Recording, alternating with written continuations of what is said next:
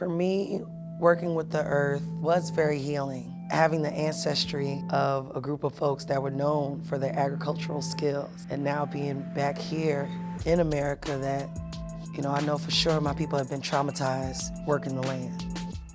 First thought that comes to a lot of our minds is that's slave work, I'm not doing it. But for me, having my hand in that rich soil every day was glorious. Being able to walk around and eat things right from the earth every morning, I loved it. It really brought me back to my culture.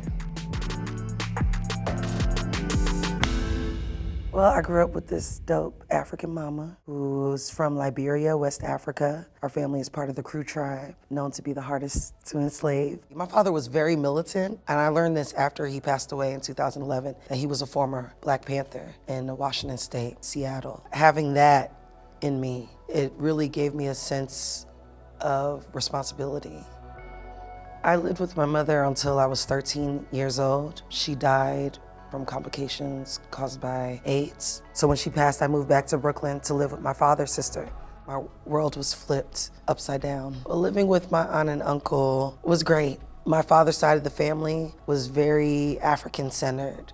So I grew up just really loving myself, loving my people, and knowing that I could do something when it came to the liberation of Black Americans. My upbringing really empowered me to see the issues for what it was. We were one of the families that moved out of the hood during the crack era.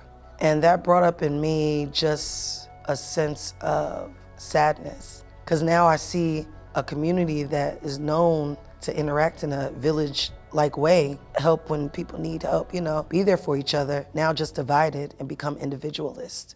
After leaving New York and going to school for a while, through some friends, I ended up here in Atlanta, which has been called the Black Mecca. It made me comfortable because that's how I grew up, loving myself and other Black folks.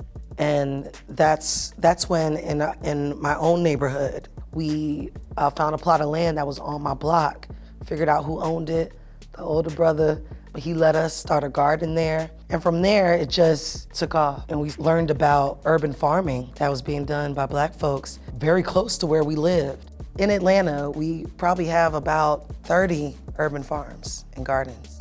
Gangsters to Growers kind of came together, was seeing that there was a need for labor on these farms. We decided that the program should focus on training formerly incarcerated youth, 18 to 24, because we know that those young people, it's hard for them to get jobs. So we started just piecing all these things together, forming a curriculum that really focused on unconditional love, knowledge, and money to really help empower the young people. And that money piece is sadly hella important. So we needed capital, we needed to create a product. Oh, we need to make hot sauce. The youth came up with the name Sweet Soul. Tastes like candy, but hotter than the sun, it says on the bottle. But you could tell when they're making the sauce, when they're bottling the sauce, blending it, straining it, through every aspect of the sauce, you can tell that they feel like businessmen. I was asked to change the name of the Gangster to Grower program. It just doesn't sit well with folks, having the young people seem like we're calling them gangsters. But y'all were okay calling them gangsters while y'all locking them up. Yeah, we got gangsters. A lot of our young people are gang members, or we're down with gangs in the peripheral, and still are.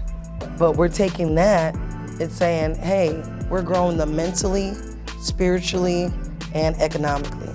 So yeah, we going from gangsters to growers.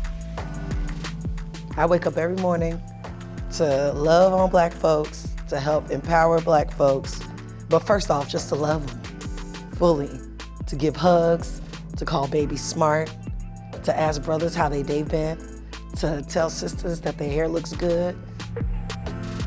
I'm here to grow more food. That's why I wake up every morning, to help grow more food. I wake up every morning to help liberate myself and other Black folks.